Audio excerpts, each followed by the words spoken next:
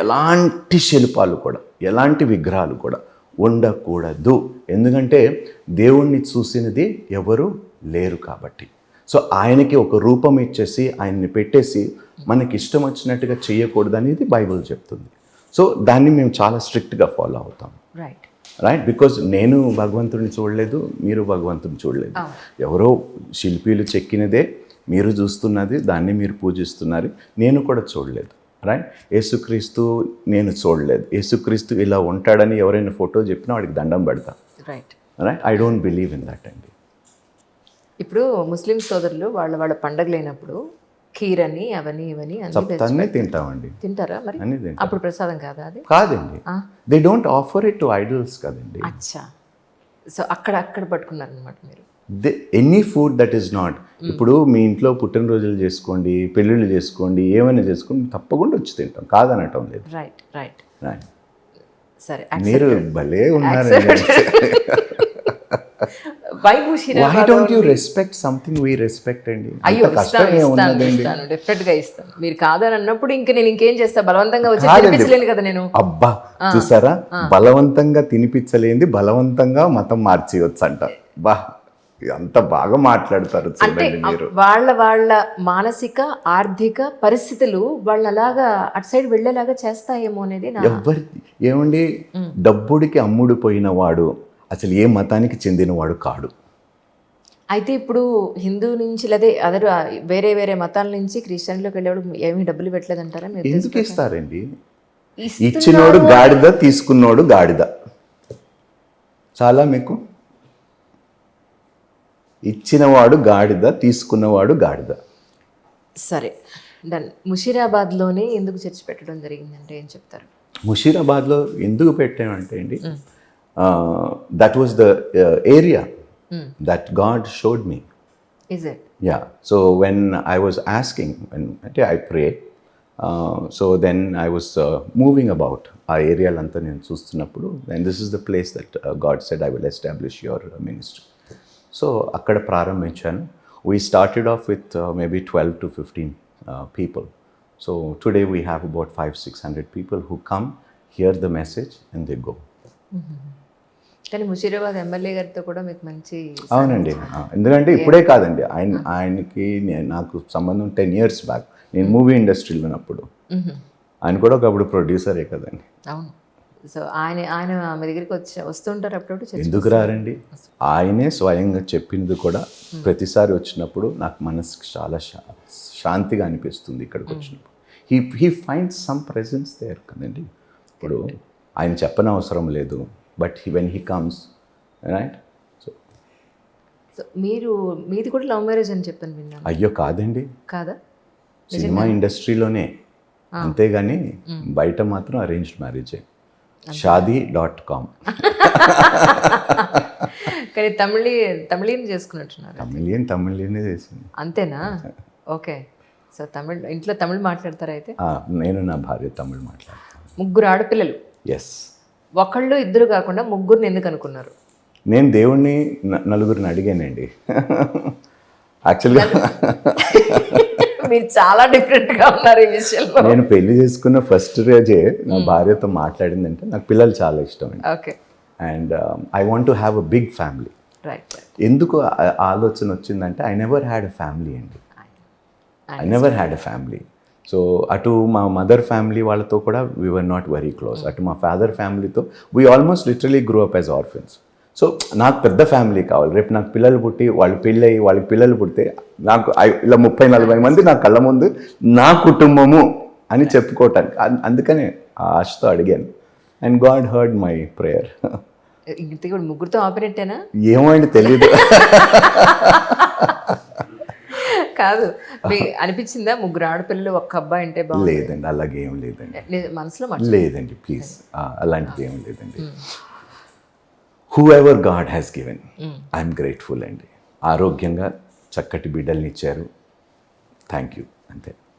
కానీ రాజశేఖర రెడ్డి గారితో మీరు అంత క్లోజ్గా మూవ్ అయ్యేవారు, రాజకీయాల్లో ప్రత్యక్ష రాజకీయాల్లోకి ఎందుకు రాలేకపోయారు? వచ్చాను కదండి, నేను కాంగ్రెస్ పార్టీలో ఎక్కడ కొద్ది రోజులే, నేనది ఇప్పుడు ప్రజెంట్ ఎందుకు రాలేదు? కొద్ది రోజులు ఏమిటండి, ఆయన చనిపోయిన తర్వాత కూడా నేను సంతాప సభలు బాబోయ్ ఎన్ని స్థలాలు చేశారు. చేశాను. పర్టికులర్గా ఆయన చనిపోయిన తర్వాత మళ్ళీ ఇంట్రెస్ట్ పోయిందండి నాకు, ఎందుకంటే అంత వైబ్రెంట్ లీడర్ని నేను మళ్ళీ చూస్తాను చూడను, ఐ రియలీ డోంట్ నో. అంటే ఆ రాజకీయానికే ఒక కళ తెచ్చారు రాజశేఖర్ రెడ్డి గారు.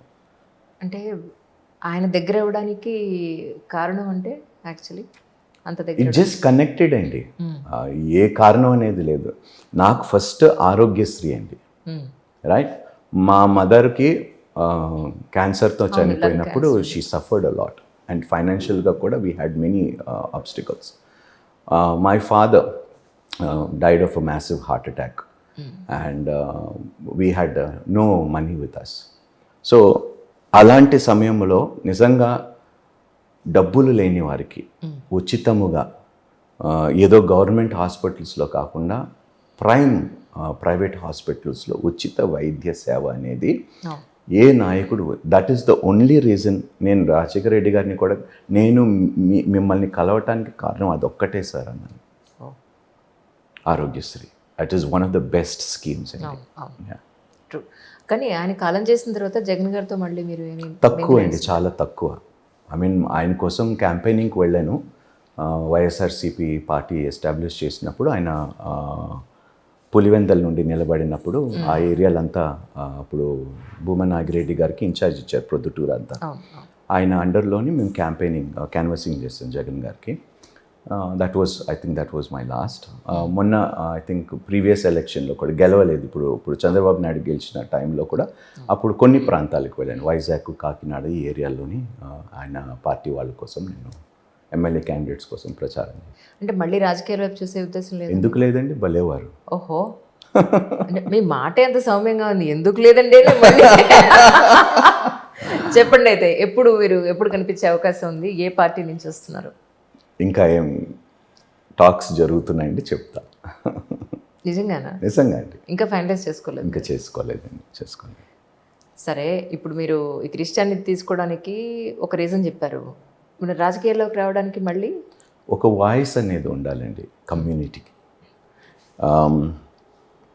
దాదాపు ఆంధ్రప్రదేశ్, తెలంగాణలో మీరు చూసుకుంటే 1,00,000 మంది సేవకులు ఉంటారండి. 1,00,000 మంది సేవకుల్లో మీరు మినిమం తీసుకున్న 1,50,00,000 1.5 crore పీపుల్, ఒక క్రిస్టియన్స్ అనుకోండి. There is no representation for them in the parliament. అటు లోక్సభ అయినా కావచ్చు, రాజ్యసభ అయినా కావచ్చు, వారి గురించి మాట్లాడే నాయకులు లేరు. సో మనం మ్యాక్సిమం చూసుకుంటే 545-50 ఒక ఎంపీస్ అనుకోండి. వేర్ ఇస్ అవర్ వాయిస్ అండి? అప్పుడప్పుడు మాట్లాడేది ఒక్క ఓవైసీ అంతే. Nobody else speaks on hour behalf. అంటే మీరు ఈ 1.5 గురించి మీరు ఆలోచిస్తున్నారా? మిగతా వాళ్ళందరూ ఎవరికి న్యాయం జరగట్లేదు? కాదండి. ఫస్ట్ నేను చెప్తాను వాట్ ఈస్ మై ప్రయారిటీ అని నేను చెప్తున్నాను. First I want to have a representation for our people, right? And the second thing is all the weaker sections. I think they are not getting proper justice, right? Many weaker sections are being sidelined. So దానికోసం నేను తప్పకుండా నేను నిలబడతాను. So my cause is genuine అండి. ఇప్పుడు ఎవరైనా first ఏమిటంటే అండి, ఇప్పుడు వెళ్ళినందుకు సమాజానికి వాళ్ళ కులస్తులకి కూడా ఎంతో కొంత బెనిఫిట్ జరగాలి. ఇప్పుడు మీరు చూస్తున్నారు రాజకీయాల్లోని కొంతమంది మాట్లాడుతుంటే మా కులపొస్తాడు అంటున్నారు కదండి, అంటున్నారు. వాళ్ళని ప్రశ్నించారు కదా మరి, ఎందుకంటే వాళ్ళు పవర్ఫుల్ పీపుల్ కాబట్టి వాళ్ళని మా అలాంటి వాళ్ళని అయితే మీరు అడుగుతారు. అదే మాలాంటి వాళ్ళు ఎవరు అడుగుతుంటే ఎవరన్నా సమాధానం చెప్పేవాళ్ళు ఉన్నారా? నేను చెప్తున్నా కదండి ఇప్పుడు. So and they are chief minister candidates అండి, right? But what I should feel, ఇప్పుడు మోదీ గారు కాన్సెప్ట్ నాకు ఒకటి ఆ ట్యాగ్ లైన్ అయితే నాకు చాలా ఇష్టం అండి, సబ్కా సాత్ సబ్కా వికాస్. But that is not being fulfilled అండి, that is not being fulfilled. ఆ tag I was one of the persons who supported Modi in his first election as Prime Minister. I loved every speech of his. But it is unfortunate that certain communities have been sidelined. ఇప్పుడు మీరు మోడీ గారిని ఇష్టపడుతున్నారంటే మళ్ళీ మీ ఎందుకు? వాళ్ళందరూ మీకు anti ఒక్కటండి, అవుతారేమో చూడండి. లేదు anti అలేదు. ఇప్పుడు ఆయనకి నాకు ఏమి ఇది లేదండి. ఒకటి నేను మోదీ గారిని ఎందుకు ఇష్టపడతానంటే ఇప్పటి వరకు ఏ నాయకుడు ధైర్యం చేయలేని డెసిషన్స్ ఆయన తీసుకుంటున్నాడు. అందుకని అంటే ఆయన మగాడు, బెండ్ అవ్వని నాయకుడు. అందుకనే ఆయనని మెచ్చుకుంటా. వాట్ ఎవర్ ఇట్ ఈస్ అండి. ఇంకొకటి ఏమిటంటే మేము చాలా ఇష్టపడే దేశము Israel.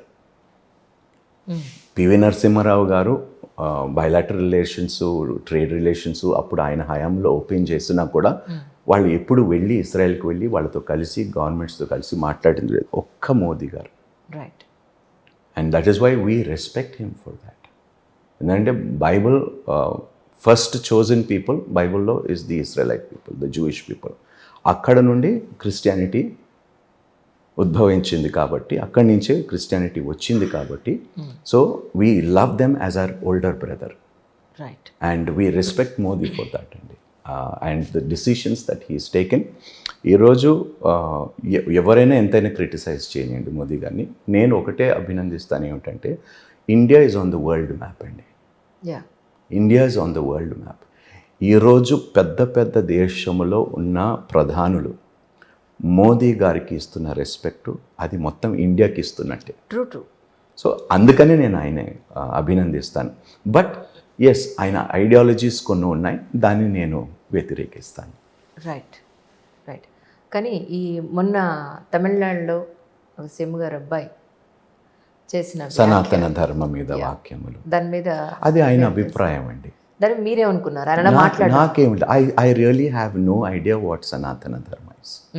So I really would not be, I'm not a scholar. ఎందుకంటే నేను దాదాపు 30-40 మంది మాట్లాడుతుంటే ఒక వర్గమేమో సనాతన ధర్మం ఉండకూడదు, ఒక వర్గం అంటే సనాతన ధర్మం, ఒక వర్గం అంటే సనాతన ధర్మం వల్లనే ఇన్ని డివిజన్స్ మన హిందూ దేశంలో వచ్చాయి. ఎవరు కరెక్ట్ అండి? రైట్. సో ఇంతమంది మాట్లాడుతూ నేను ఎవరిని నిజం చెప్తున్నారని నేను నిర్ధారించాలి? So I really don't know. అంటే what is the inner feeling అనేది? That's what I mean. I really don't know what సనాతన ధర్మ is.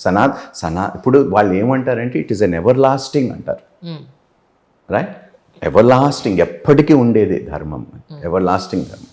So what is the actual, ఇప్పుడు ఎవరు ఏ విధంగా దీనిని, ఈ ధర్మాన్ని ఎవరు ఆలోచనలతో ఏ విధంగా దీన్ని ముందుకు తీసుకొచ్చారో, ఏవేవి ఎస్టాబ్లిష్ చేశారో ఐ రియలీ డోంట్ నో అండి.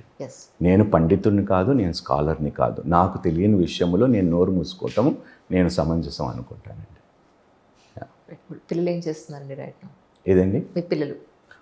ఒక పాప 3rd స్టాండర్డ్, ఒక పాప నర్సరీలో ఉన్నది, అదే PP1లో ఉన్నది, ఇంకొక పాప yet to go to school. Okay, right. అయితే నాకు అర్థమైంది ఏంటంటే ఇప్పుడు మొత్తానికి ఆ 4 ఫుల్ఫిల్ చేస్తే కానీ మీకు మనశ్శాంతి లేదు. అలాగే అనుకోండి.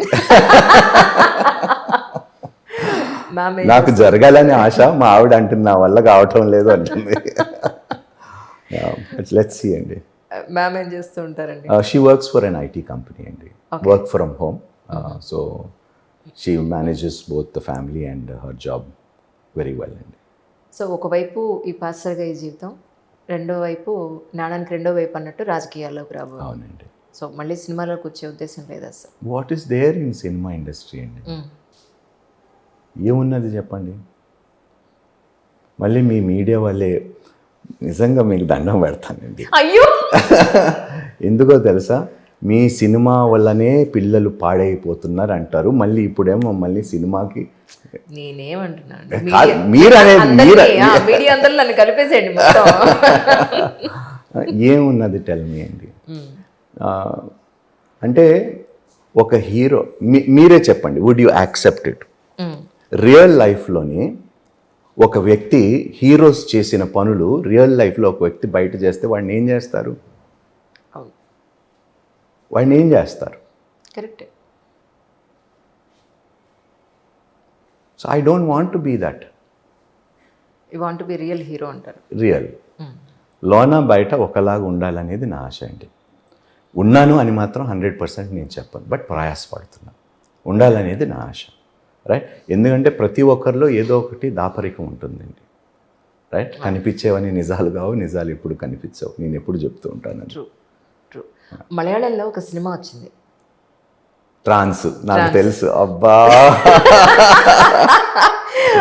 చూసారా మీరు? చూసినప్పుడు మీరు ఒక పని చేయండి, మీరు హెడ్లైన్స్ లోని ఇది క్రిస్టియన్ ఇంటర్వ్యూ అని దేవుడా పెట్టండి. లేదు సార్, లేదు సార్, అన్ని కదా. ఇప్పుడు దొరక్క ఒక్కసారి దొరికారు నాకు. అన్నీ మాట్లాడాలి కదా, సినిమాలు మాట్లాడుతున్నాం, రాజకీయాలు మాట్లాడుతున్నాం, మీ పర్సనల్ లైఫ్ మాట్లాడుతున్నాం.